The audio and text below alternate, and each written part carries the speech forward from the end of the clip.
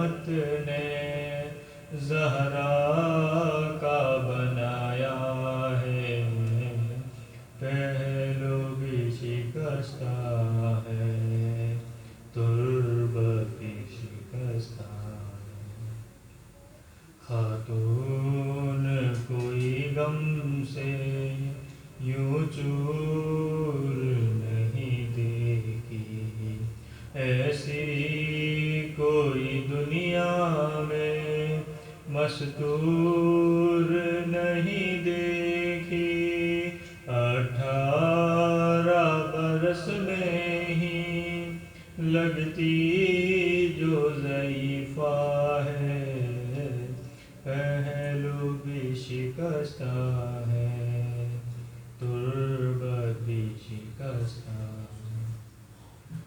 دربار میں ظالم نے کی ایسی پذیرائی، کس طرح سے تو بی بی پھر لوٹ کے گھر آئی، بالوں کی سفیدی نے سب حال سنایا ہے، پہلو بھی شکستہ ہے، تربت بھی شکستہ ہے۔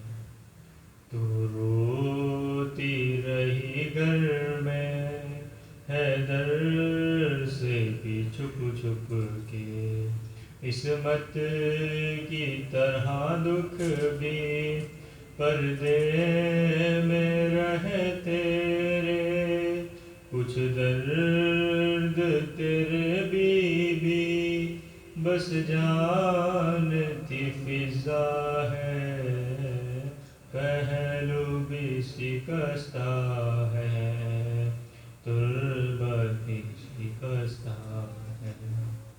دو ایسے جنازے ہیں تاریکی میں جو اٹھے، بس گھر کے ہی لوگوں نے دونوں کو دیے کاندھے، ایک فاطمہ زہرا ہے، ایک بالی سکینہ ہے، پہلو بھی شکستہ ہے، تربت بھی شکستہ ہے۔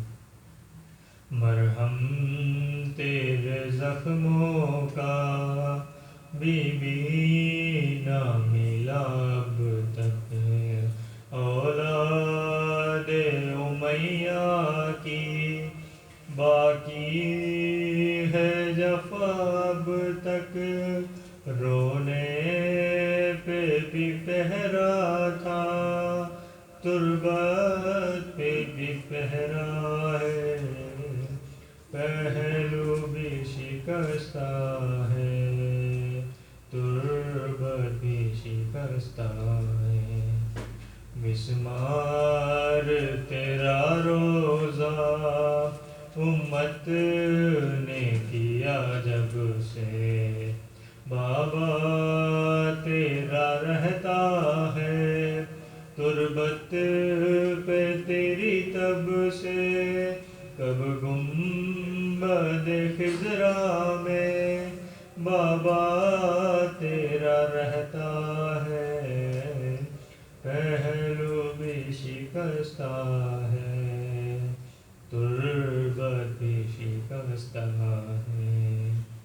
تصویر حقیقت کی خوابوں کو بنا دیجئے، اے بی بی تکلم کو تعبیر دکھا دیجئے، ماتم تیری تربت پہ ہوتے ہوئے دیکھا ہے، پہلو بھی شکستہ ہے، تربت بھی شکستہ ہے۔ اور محمد وال محمد صلوات کی تلاوت کی گزارش ہے مرحوم سید شبیہ اکبر ابن سید تنویر حسین مرحومہ شبنم رضوی، مرحوم قمبر علی کی روح کے لیے۔ بسم اللہ الرحمن الرحیم، الحمدللہ رب العالمین الرحمن الرحیم مالک یوم الدین، ایاک نعبد و ایاک نستعین، صراط الذین انعمت علیہم۔ لا حول ولا قوة الا باللہ العلی العظیم۔ حسبنا اللہ ونعم الوکیل، نعم المولا ونعم النصیر۔ اعوذ باللہ من الشیطان اللعین الرجیم، بسم اللہ الرحمن الرحیم۔ حمدا لک یا ذا الجود والإحسان والفضل والطول والامتنان، وصلاة وسلاما على من لا ينطق عن الهوى إن هو إلا وحي يوحى، حبيب قلوبنا وشفيع ذنوبنا وطبيب نفوسنا، مولانا ومولى الثقلين جد الحسن والحسين ابی القاسم المصطفى محمد، اللہم صل علی محمد وآل محمد وعلى آلہ الذین اذهب اللہ عنہم الرجس وطہرہم تطہیرا، اللہم صل علی محمد وآل محمد، لا سيما على الإمام المنتظر والحجة الثاني عشر واللعنة الدائمة الباقية على أعدائهم ومنكري فضائلهم ومسائبهم وغاسبي حقوقهم من الأزل إلى قيام يوم الدين، أما بعد فقد قال الله سبحانه وتعالى في محكم كتابه ومتقن خطابه وقوله الحق وهو أصدق القائلين، بسم الله الرحمن الرحيم، كل نفس ذائقة الموت ثم إلينا ترجعون۔ صلوات صل على محمد وآل محمد۔ اذان محترم، مجلس ایصال ثواب کا عنوان ہے، اور پروردگار عالم کا شکر ہے کہ ہمیں اور ہمارے والدین نے اور ہمارے گھر والوں نے ہمیں اس طرح کی تربیت دی کہ جب ہمارے پسماندگان اور ہمارے پیارے اس دنیا سے رخصت ہو جاتے ہیں تو ہم ان کے ایصال ثواب کی خاطر جو پہلی چیز ہمارے ذہن میں آتی ہے وہ یہ آتی ہے کہ ہم محمد و آل محمد کے ذکر کا فرش بچھائیں، اس لیے کہ خود اس فرش کے بچھانے کا جو عظیم ثواب ہے، اگر اسے پڑھے تو عقل دنگ رہ جاتی ہے کہ فرش عزا وہ جگہ ہے کہ جہاں ملائکہ تڑپتے ہیں کہ پروردگار انہیں اجازت دے تاکہ وہ آسمان چھوڑ کر زمین پر نازل ہو کے اس میں شامل ہو سکیں، اور خود وہ ذکر ہوتا ہے یہاں پر اس فرش پر ان ہستیوں کا ذکر ہوتا ہے کہ جن کا ذاکر خود رب ذوالجلال ہے، پہلا ذاکر آل محمد علیہ السلام کا خود رب ذوالجلال ہے۔ ذکر موت ہے، اور دلچسپی کہیے یا ہمارے دلوں سے قریب جو بات ہے جو روایتوں کے اندر موجود ہے وہ یہ کہ مولا کائنات علیہ الصلاۃ والسلام کے 70 کے قریب مختلف نام ہیں جو کتابوں کے اندر موجود ہیں، کہ سرکار کو غضنفر بھی کہا گیا، سرکار کو زیغم بھی کہا گیا، سرکار کو حیدر بھی کہا گیا، علی آپ کا نام نامی اس میں گرامی ہے، لیکن سرکار کے ناموں میں سے ایک نام ہے موت۔ خود مولا کائنات علیہ السلام نے فرمایا انا الموت، میں ہوں موت۔ جو مومن کو آتی ہے وہ علی بن کر آتی ہے، اور اگر آپ مومن کی موت کا احوال سن لیں اور پڑھ لیں کتابوں کے اندر تو انسان کی عقلیں اور انسان کی آنکھیں حیرت کرتی ہیں کہ یہ لکھا ہوا کیا ہے، اس لیے کہ حدیث امام معصوم علیہ الصلاۃ والسلام ہے کہ جب مومن کی موت کا وقت آتا ہے تو پروردگار عالم حکم دیتا ہے اپنے فرشتوں کو، ملائکہ کو، یہ کہتا ہے کہ کوثر کے جام لو، اور وہ بندہ مومن کہ جو دم توڑ رہا ہے اسے پیاس کی شدت کا احساس ہوگا، یہ کوثر کے جام لیے اس کے سرہانے پہنچ جاؤ۔ اور روایت یہ کہتی ہے کہ ایک کان سے دوسرے کان تک، سیمی سرکل کہہ لیجئے، ایک دائرہ بنا کر کھڑے ہو جاتے ہیں فرشتے، اور سب کے ہاتھوں میں ایک جام ہوتا ہے جس میں آب کوثر موجود ہوتا ہے، اور وہ کھڑے ہوتے ہیں اسے پیش کرنے کے لیے۔ بہرحال مومن وہ ہوتا ہے کہ جس نے بغیر دیکھے ہوئے ائمہ طاہرین علیہم الصلوۃ والسلام کو مانا ہوتا ہے، اور پروردگار عالم کی طرف سے یہ مولا کائنات علیہ الصلوۃ والسلام کی حدیث ہے حارث حمدانی سے، مولا نے خود یہ فرمایا کہ یا ہار و حمدان میں یمت یرانی، جو مرے گا وہ مجھے دیکھے گا، میں یمت، جو موت سے ہمکنار ہوگا وہ مجھے دیکھے گا۔ وہاں پر بھی یہ بات آ جاتی ہے کہ امیر المومنین اسلام نے فرمایا انا الموت، میں ہی موت ہوں۔ اور آپ جب موت کی حدیثیں اور آخرت کی حدیثیں، قبر کے احوال، برزخ کے احوال، صراط کے احوال، میزان کے احوال، تطایر الکتب یمیناً و شمالاً کے احوال جب آپ پڑھتے ہیں تو آپ کو ہر مرحلے پر آل محمد کے اتنے فضائل ملتے ہیں موت کے ہر مرحلے پر، کہ ایسا لگتا ہے کہ وہ خدا جو اگر چاہتا تو بندے کو براہ راست بغیر کسی مرحلے پہ روکے برزخ میں بھیج سکتا تھا۔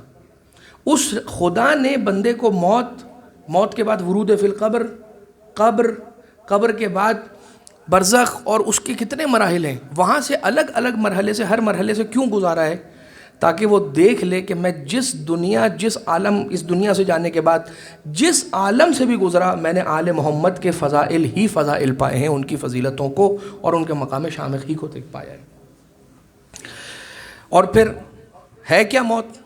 موت کوئی گھبرانے کی چیز ہے؟ موت کوئی بدشگونی کی بات ہے کہ بھائی کہیں جہاں خوشی کا موقع ہے وہاں پہ موت کا ذکر کر دیا، آپ نے تو بہت بدشگونی کا عمل کر دیا، یہ تو بڑی آپ نے ان لکی بات کر دی ہے۔ یہ کوئی موقع تھا موت کی بات کرنے کا؟ یہ کوئی مرنے مرانے کی بات کرنے کا ٹائم تھا؟ یہ شادی والا گھر ہے مثال کے طور پر، یا خوشی کا موقع ہے، یا بیٹھے ہوئے سارے دوست احباب، یا جہاں پہ موت کی بات ہوتی ہے ایسا سناٹا اور ایسی خاموشی ہو جاتی ہے کہ جیسے وہ خاموشی، اب یہ بٹوین دا بریکٹس ایک حاشیہ لگا کے بات عرض کرتا ہوں کہ جہاں موت کا ذکر آنے سے خاموشی ہو جائے تو کہیں نہ کہیں انسان کو اپنے دل میں یہ سوچنا چاہیے کہ میں تیار نہیں ہوں۔ اگر تیار ہوتا تو مسکراتا، فکر نہ کرتا، گھبرا نہ جاتا، ہے اگر موت آ گئی تو کیا ہوگا؟ اس لیے کہ انسان اتنا سامان پھیلا لیتا ہے کہ اسے وائنڈ اپ کرنے کے لیے اسے بہت ٹائم چاہیے۔ خدا، اب ظاہر سی بات ہے، دنیا کی نعمتیں پروردگار عالم نے کہا ہے کہ تمہیں عطا کیا ہے تو تم دنیا کی ہر حلال نعمت کو استفادہ کرو، اس میں کوئی شک نہیں ہے، اور دنیا کی حلال کی نعمتوں کے حصول کے لیے کوشش کرنے میں بھی کوئی پرابلم نہیں ہے، زیادہ پیسہ کمانے میں بھی کوئی پرابلم نہیں ہے۔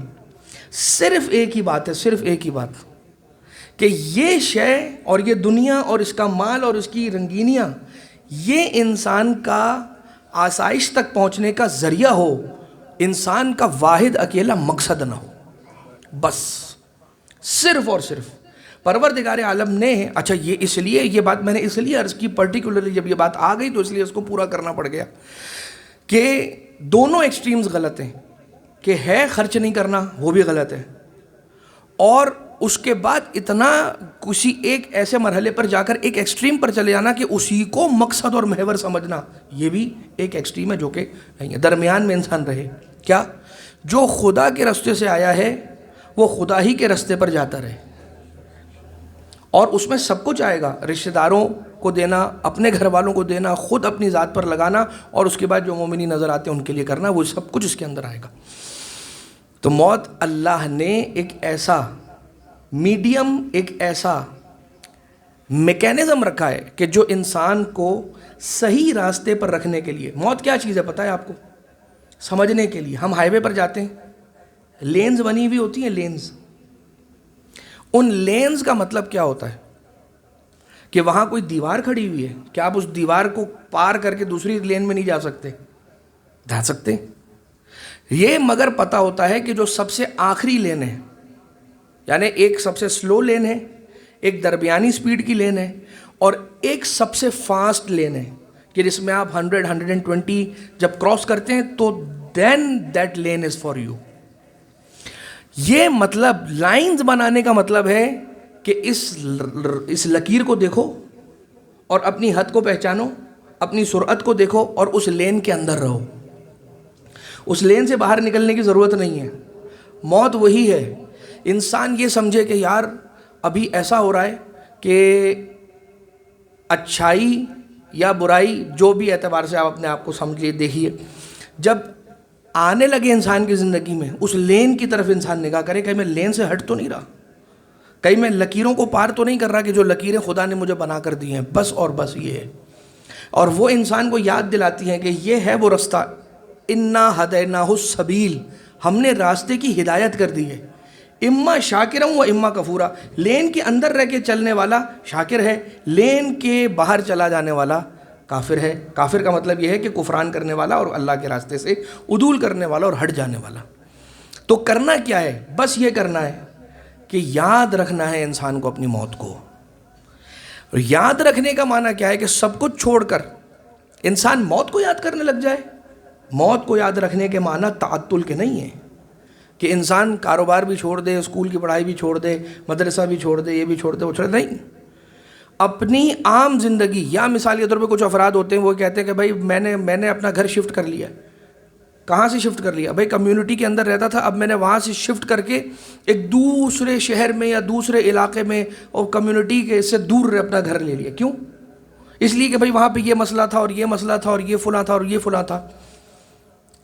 روحانیت اور کٹ کر رہنا اور قطع تعلقی اسلام نے نہیں سکھایا ہے. اسلام نے کہا ہے رہنا بھی انہی لوگوں کے درمیان ہے اور انہی لوگوں کے درمیان رہ کر ایک پاکیزہ زندگی گزارنا، جسے ہم کہتے ہیں کہ اپنا شہر میں نے چھوڑ دیا.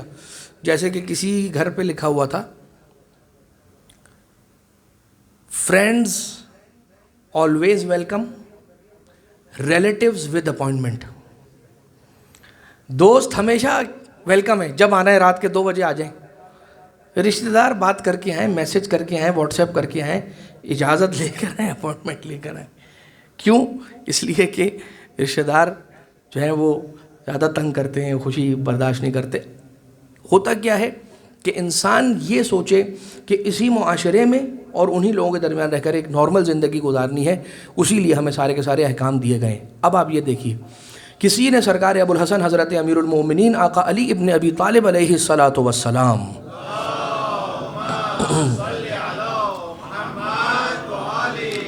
مولا سے سوال کیا، مولا موت کو یاد رکھنا اس کا معنی کیا ہے؟ سرکار نے فرمایا 3 باتیں کر لو تو یہ کاؤنٹ کیا جائے گا کہ تم نے اپنی موت کو یاد رکھا. 3 کام. نمبر 1 واجبات پر عمل کرو. نمبر 2 حرام کاموں سے پرہیز کرو. نمبر 3 اچھا اخلاق اور اچھے ایٹیکیٹس اور ایتھکس کو رکھو. یہ کہا جائے گا کہ تم نے اپنی موت کو یاد رکھا. علی امیر المومنین نے زندگی، ایک بہترین سکسیسفل کامیاب زندگی کے گر کو ان 3 جملوں میں بلٹ پوائنٹس کے اندر سمیٹ کے آپ کو دے دیا کہ جو واجبات ہیں اس پر عمل کرو، محرمات سے بچو اور اخلاق اچھا رکھو. یعنی کہ بندگان خدا کے ساتھ تمہارا اخلاق کیسا ہے، تمہارا طور طریقہ، تمہارا سلوک، تمہاری رفتار کیسی ہے، اس کو یاد رکھو. تو یہ اسی طرح سے شمار ہوگا کہ تم نے اپنی موت کو یاد رکھا.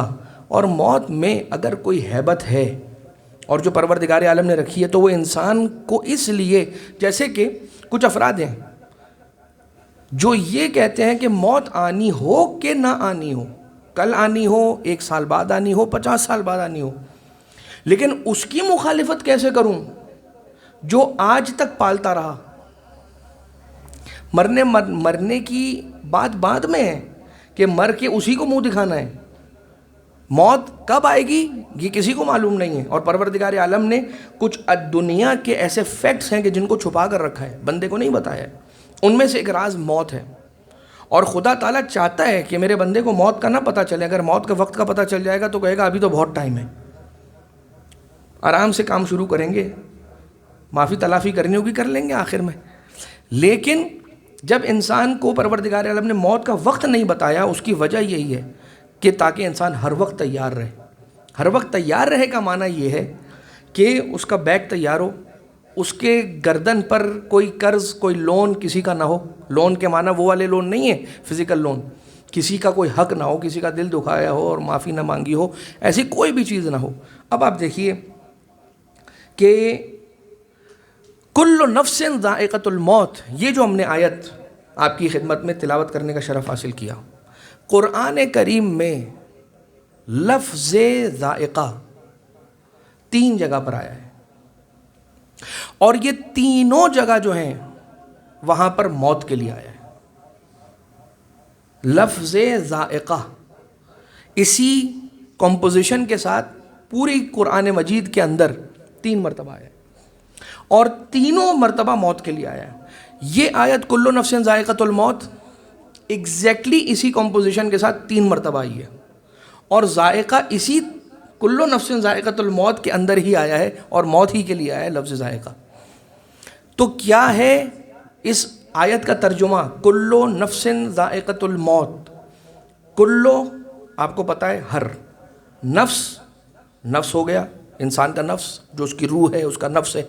کل نفس ذائقہ, نفس چونکہ فیمنن ہے, مؤنث ہے, اس لیے یہاں پر ذائقہ آیا ہے, تا کے ساتھ آیا ہے, مؤنث آیا ہے, فیمنن آیا ہے. کل نفس ذائقۃ الموت, ہر نفس موت. ذائقہ کا مطلب ہے چکھنے والی, ہر نفس موت کو چکھنے والی ہے. ہر نفس موت کا ذائقہ چکھنے والی ہے, یہ نہیں کہا ہے. ہر نفس موت چکھنے والی ہے. اس کے معنی کیا ہوا کہ موت کو چکھے بغیر کوئی اس دنیا سے پار نہیں ہو سکتا. معنی کیا ہوا؟ کیا ہو سکتا ہے کہ کوئی یہ کہے کہ مولانا یہ بات ہمیں سمجھ میں نہیں آتی کہ ہر وقت موت کو یاد رکھیں, ہماری زندگی ڈسٹرب ہوتی ہے. ہم ایک ساتھ زندگی گزاریں گے, ایک بھرپور زندگی گزاریں گے, اور بھرپور زندگی گزارنے کے معنی آپ سمجھ جائیں کہ کیا مطلب ہے. وہ والی بھرپور زندگی نہیں کہ وقت پہ نماز پڑھنا اور نماز شب نہ, وہ والی بھرپور زندگی نہیں. وہ والی بھرپور زندگی ہم گزاریں گے ایک ساتھ, اور پھر ایک ساتھ ہم موت کو یاد کریں گے 30, 35, 40 کے بعد. یہ اور بات ہے کہ آج کل کے اس زمانے کے اندر جو ہمارے پاس موت کی خبریں آتی ہیں, ان میں اگر آپ عمروں کا دیکھ لیں کہ کس ایج کی خبریں آتی ہیں, تو انسان خود یہ کہتا ہے کہ نہیں معلوم کہ کیا ہے معاملہ. لیکن یہ کہ کیا کوئی شخص اگر یہ کہے کہ موت کو یاد نہ رکھنے سے کیا ہوگا؟ کچھ نہیں ہوگا. جو موت کو یاد نہیں رکھتا اسے بھی موت آئے گی. فرق یہ ہے کہ ویسی نہیں آئے گی جیسی موت کو یاد رکھنے والے کو آئے گی. اس کی آپ پریکٹیکل اگزامپل دیکھیں. رسول اللہ صلی اللہ علیہ وآلہ وسلم, اللہم صلی علی محمد وآل محمد. رسول اکرم حضور گرامی قدر جب سونے لگتے تھے تو بیڈ پہ سرکار براجمان ہو کر اپنا سر تکیے پر رکھ کر ایک دعا پڑھتے تھے, بسمک اللہم احیا و بسمک اموت. اے خدا تیرے نام سے زندگی گزارتا ہوں اور تیرے نام کی مدد سے اموت, مروں گا, مرتا ہوں. اور جب رسالت مآب جاگتے تھے, بیدار ہوتے تھے نیند سے, تو یہ فرماتے تھے الحمدللہ الذی احیانی و اماتنی بعد ما اماتنی. حمد ہے اس خدا کی کہ جس نے مجھے مارنے کے بعد, موت دینے کے بعد زندگی دے دی. یعنی یہ کام ہو گیا. یہ رسالت مآب کب دعا فرما رہے؟ جب بیدار ہو رہے ہیں, اٹھ رہے ہیں. اس دعا کو, ان 2 دعاؤں کو جو رسول اکرم سوتے ہوئے پڑھ رہے ہیں اس وقت بھی موت کا ذکر کر رہے ہیں, اور جب اٹھ رہے ہیں تو اس وقت بھی اللہ کا اس بات پہ شکر ادا کر رہے ہیں کہ اے خدا تیرا شکر ہے کہ تو نے مجھے موت کے بعد پھر زندہ کر دیا.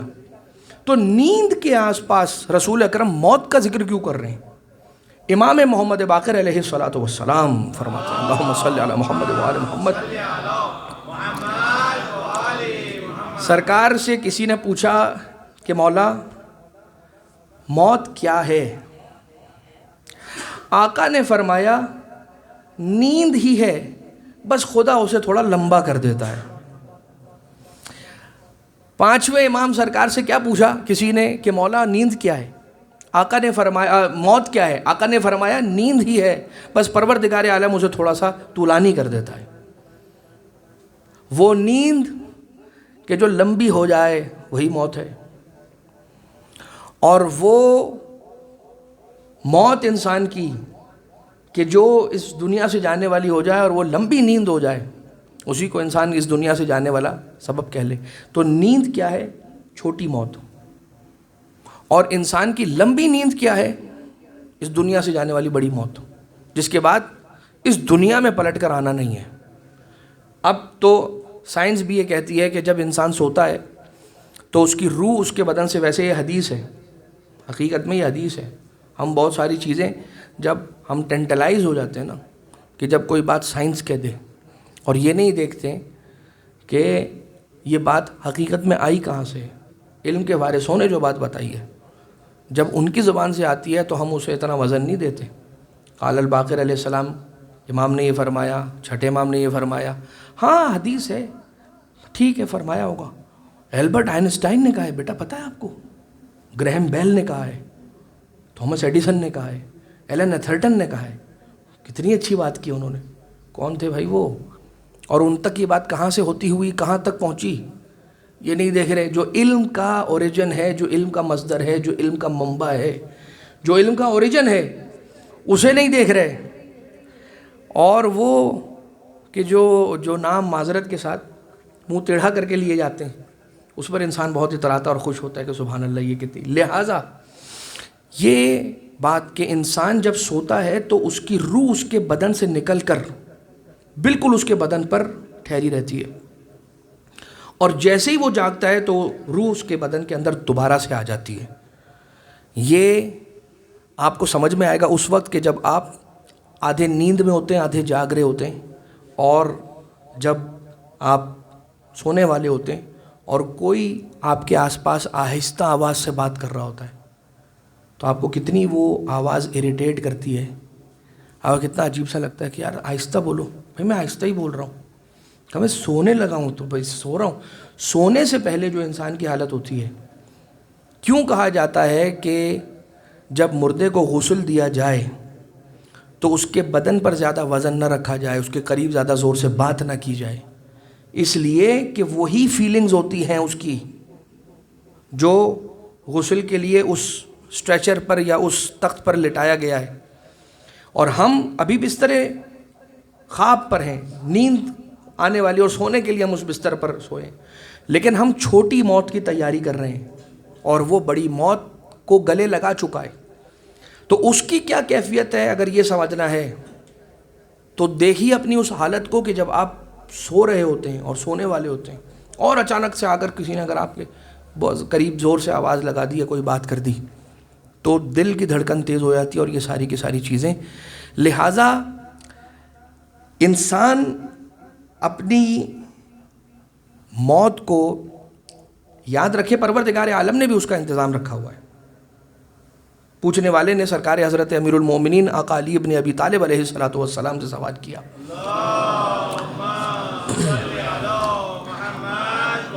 مولا ہر رکعت میں، نماز کی ہر رکعت میں سب کچھ ایک ایک مرتبہ ہے، الحمد ایک مرتبہ ہے، تکبیرۃ الاحرام ایک مرتبہ ہے، رکوع ایک مرتبہ ہے، ذکر رکوع ایک مرتبہ ہے، سمع اللہ ایک مرتبہ ہے، بحول اللہ ایک مرتبہ ہے، سجدہ 2 رکھے ہیں پروردگار عالم نے ایک رکعت کے اندر، سجدے 2 رکھیں۔ یا امیر المومنین اس کی حکمت کیا ہے؟ سرکار نے فرمایا خدا تمہیں بتانا چاہتا ہے، یاد دلانا چاہتا ہے، اسی مٹی سے اٹھائے گئے ہو، اسی میں جاؤ گے، اور اسی سے دوبارہ تمہیں اٹھایا جائے گا۔ اور قرآن کریم کی وہی آیت کہ جو سرکار امیر المومنین علیہ السلام نے سر اقدس پر ضربت لگتے ہوئے پڑھی تھی، وہی آیت کہ منہا خلقناکم وفیہا نعیدکم ومنہا نخرجکم تارۃ اخری، اسی مٹی سے تمہیں خلق کیا گیا ہے۔ اس لیے کہ ابھی ہم مصائب کی منزل پر نہیں ہیں، لیکن سرکار کے جب زخم لگا اور سر اقدس کھلا تو سرکار نے کوفہ کی زمین سے مٹی کو اٹھایا اور اپنے زخم میں بھرا، اور وہ مٹی بھرتے گئے، ابو تراب اپنے زخم پر ڈالتے گئے اور یہ فرماتے گئے، یہ آیت پڑھتے گئے سرکار کہ تمہیں اسی مٹی سے خلق کیا گیا ہے، اسی میں تمہیں دفن کر دیا جائے گا اور اسی سے تمہیں دوبارہ اٹھایا جائے گا۔ لہٰذا انسان ہر وقت اپنی موت کو یاد رکھے، اور وہی والی بات ہے کہ انتقال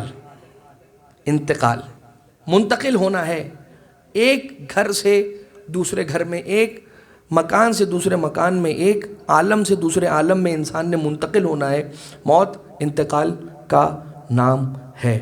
بس اس بات کو انسان یاد رکھے۔ چونکہ ایصال ثواب کی جو مجلس ہے وہ برادر کے والد محترم کے حوالے سے ہے، تو انسان اپنے والدین کے اعتبار سے بھی اس بات کا خیال رکھے کہ کسی نے آ کر رسول گرامی قدر سے جب یہ سوال کیا تھا، یا رسول اللہ میں جتنی کر سکتا تھا اپنے والدین کی خدمت کی، اب وہ اس دنیا سے رخصت ہو گئے، تو کیا جو ہونا تھا وہ ہو گیا، اب کافی ہے۔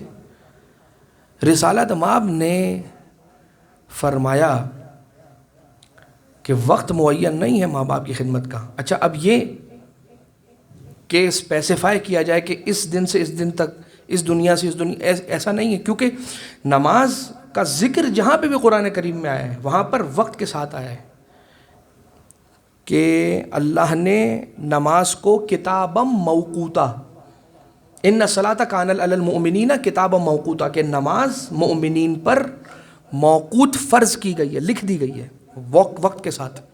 ایام معدودات روزے کا حکم آیا تو کہا کہ کچھ دن کے روزے ہیں، اوقات اس کے بھی ڈیفائن کر دیے گئے۔ حج کی بات آئی، للہ علی الناس حج البیت من استطاع الیہ سبیلا، اس گھر کا حج ہوگا، ان دنوں میں گھر ہوگا، اس طرح سے اسپیسیفائی کر دیا گیا۔ لیکن جب ماں باپ کی خدمت کی آئی، کہا وبالوالدین احسانا، اور اس میں وقت کا کوئی ذکر نہیں کیا۔ ہر وقت کرنی ہے، اس دنیا میں بھی کرنی ہے، اس دنیا سے وہ چلے جائیں اس کے بعد بھی کرنی ہے۔ فرق بس اتنا ہوگا، اب رسول اللہ نے فرمایا کہ اگر وہ اس عالم سے چلے گئے ہیں تو خدمت کا طریقہ بدل جائے گا، خدمت ساقط نہیں ہوگی۔ یہاں پر خدمت یہ تھی کہ ان کے وقت پر ان کو دوائی دی جاتی، آپ ان کو کھانا کھلا رہے تھے، آپ ان کے لباس تبدیل، جو بھی تھا سلسلہ۔ اور جب وہ اس دنیا سے رحلت کر گئے تو اب خدمت یہ ہے کہ ان کی لیے فاتحہ پڑھ کر ہدیہ کیا جائے، زیارت عاشورہ پڑھ کر ہدیہ کیا جائے، ان کے اپنی دعاؤں میں یاد رکھا جائے۔ تو باپ سایہ ہوتا ہے، اور چوتھے امام نے فرمایا کہ تمہارا باپ جو ہے وہ تمہاری بنیاد ہے، تمہاری رگوں میں اس کا خون ہے، اور تمہاری وہ اصل ہے، اصل یعنی کہ وہ تمہارا پلر ہے۔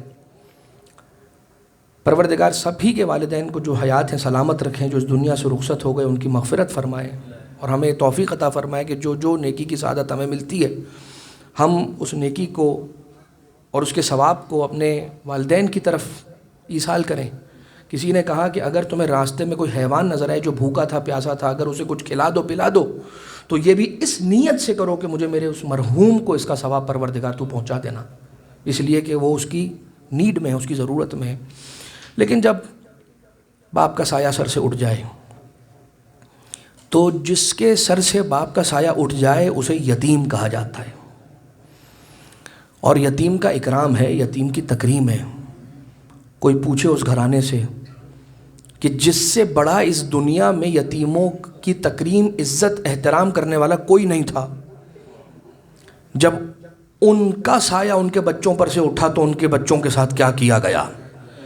کوئی پوچھے یا امیر المومنین، کوفہ کے یتیموں کا ساتھ دینے والے، جب آپ کی بچیاں یتیم ہوئیں تو ان کے ساتھ کیا کیا۔ کوئی پوچھے اے حسین، مدینہ کے یتیموں کا خیال کرنے والے، اے زین العابدین، رات کی تاریکی میں روٹیوں کی بوری اپنی پشت پر ڈال کر مدینہ کے یتیموں کے دروازوں پہ رکھ کر آنے والے، جب آپ کے بچے یتیم ہوئے، ارے سکینہ سے کوئی پوچھے حسین کے بعد کسی نے تماچا تو نہیں مارا، ارے کسی نے پہلو پہ تازیانہ تو نہیں مارا، کسی نے دامن کو آگ تو نہیں لگائی، ارے یہ کیا کیا گیا، تھوڑا سا پانی ہی پلا دیا جاتا، مگر پانی پلایا نہ گیا، دکھا کر بچی کے سامنے پانی گرایا جاتا رہا۔ ارے وہ موقع بھی یاد کیجئے کہ جب دربار شام میں کسی نے اس پیاری سی بچی کو جو حسین کی یتیمہ قیدن بچی تھی، اس سے یہ کہا ہم تجھے اب پانی نہیں دیں گے، اب بلانا بلانا ہے تو اپنے اسی سکا چچا کو بلاؤ کہ جس نے ہاتھ کٹا کے فرات کے کنارے سونا الا ولعنت اللہ علی القوم الظالمین وَسَيَعْلَمُ الَّذِينَ ظَلَمُوا آلَ مُحَمَّدٍ أَيَّ مُنْقَلَبٍ يَنْقَلِبُونَ۔ پروردگارہ ہمارے اس توسل کو اپنی بارگاہ سے مقبول و منظور فرما، مرحوم کی روح کو شاد فرما اور ان کے درجات کو معصومین علیہ السلام کے جوار میں قرار فرما۔ ایک سورہ فاتحہ کی تلاوت کی گزارش ہے مرحوم سید شبی اکبر ابن سید تنویر حسین، مرحومہ شبنم رضوی، مرحوم قمبر علی کی روح کے لیے۔ بسم اللہ الرحمن الرحیم، الحمدللہ رب العالمین، الرحمن الرحیم، مالک یوم الدین، ایاک نعبد و ایاک نستعین، اہدنا الصراط المستقیم، صراط الذین انعمت علیہم غیر المغضوب علیہم ولا الضالین۔